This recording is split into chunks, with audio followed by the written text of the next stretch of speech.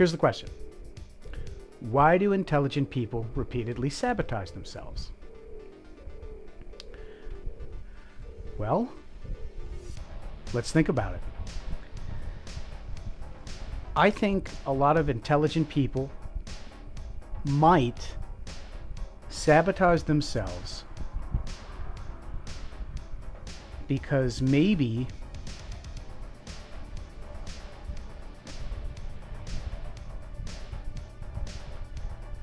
well, let's pause for a second. Let's think about this. Why would an intelligent person want to sabotage themselves?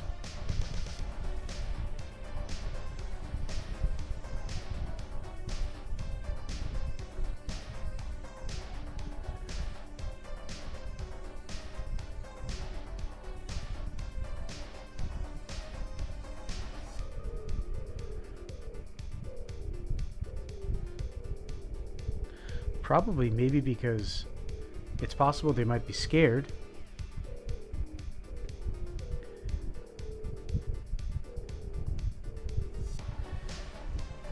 But is it just fear?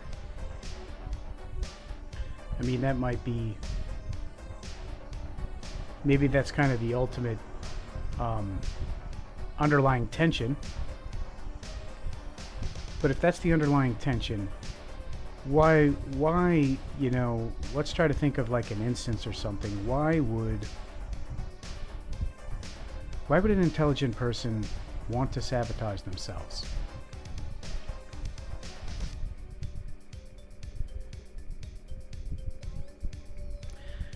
Maybe they're really scared to step into their role. Do you think maybe it's something a little bit more general than that? That seems maybe too specific.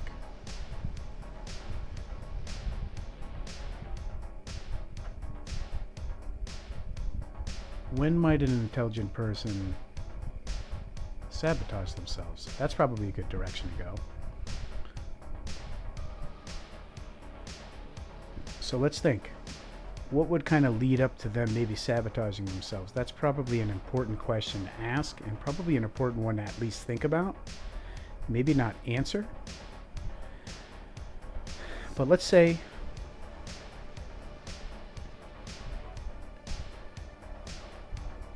maybe they're avoiding the work. Maybe they enjoy just a process.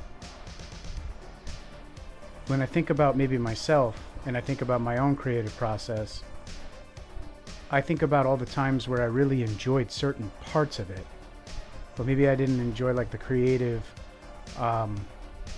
maybe like the editing part, or maybe I didn't enjoy maybe, you know, the polishing or making the titles and descriptions, especially when we're talking about the channel. But I can think about that process when I was doing 3D printing too.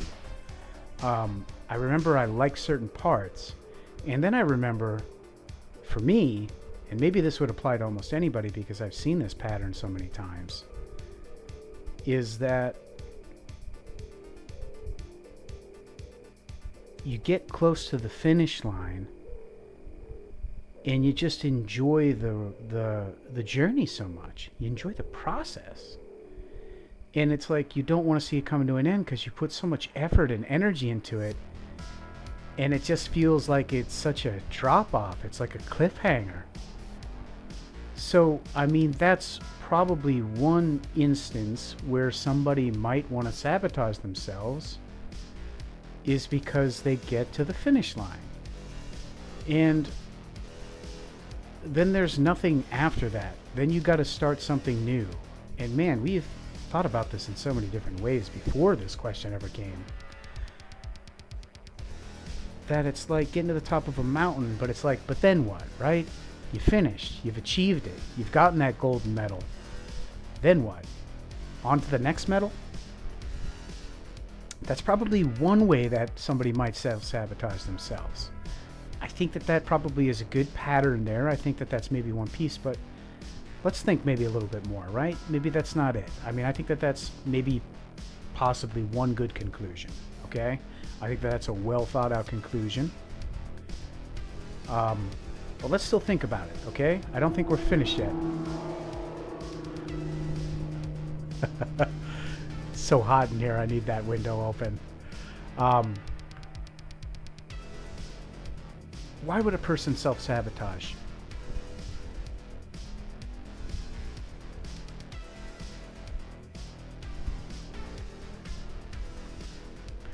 Why else would an intelligent person want to self-sabotage themselves?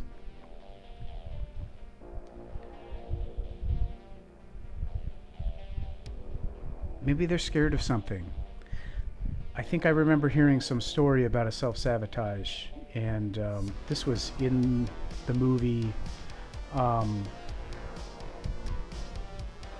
what's it called, with Denzel Washington. Um,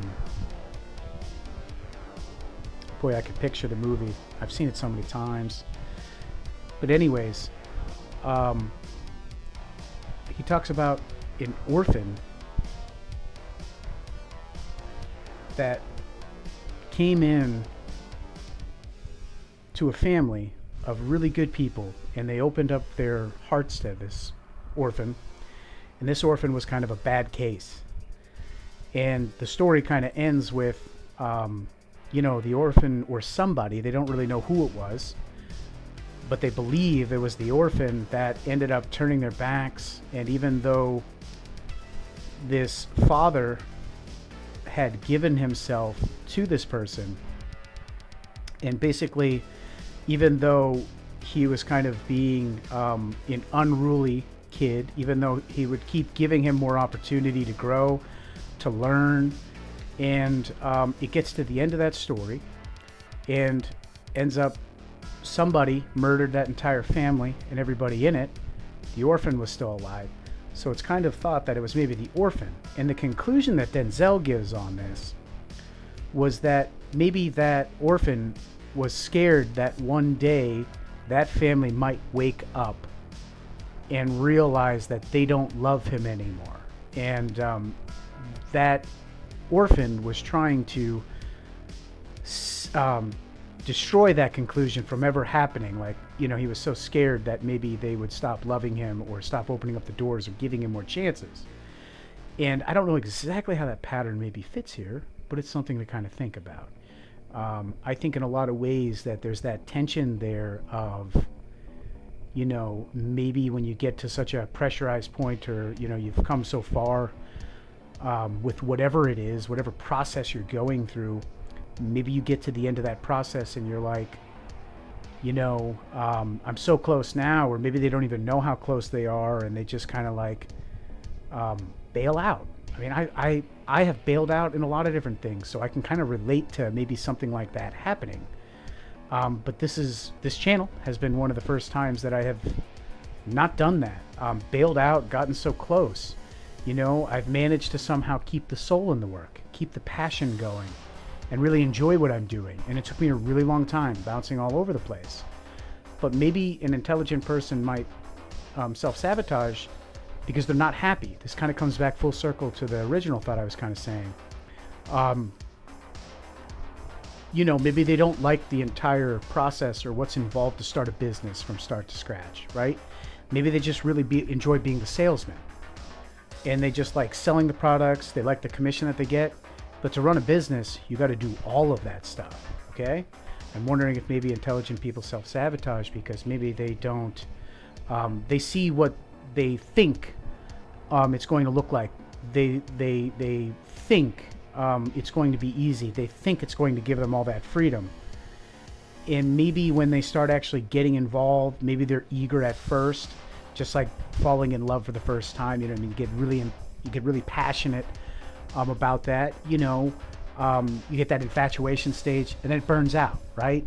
And then you start to realize maybe you don't love every part of what's going on, or maybe it's not as perfect as you originally thought it was. And maybe somebody goes through that process. So I don't know if I even need to finish that or say anything more. I think that kind of finishes itself and lets you kind of trail off your thoughts a little bit and kind of go with that thread. But I think somewhere in there we found multiple patterns or ideas that kind of all kind of suggest maybe the same thing. or similar things. And you kind of get to, at this point, I think now would be a good time after we've kind of given all these to consider which one we might agree with most. Maybe if we can synthesize kind of multiple ideas there and kind of get to the heart of it, or maybe they deserve their own little perspective or lens. I'm not really sure, but I do like that question, and I did like kind of picking that apart. I think that that's going to be all on this one. I hope you guys kind of enjoyed opening up and kind of like looking at it from that way, asking questions, following threads, and really trying to kind of get somewhere with it.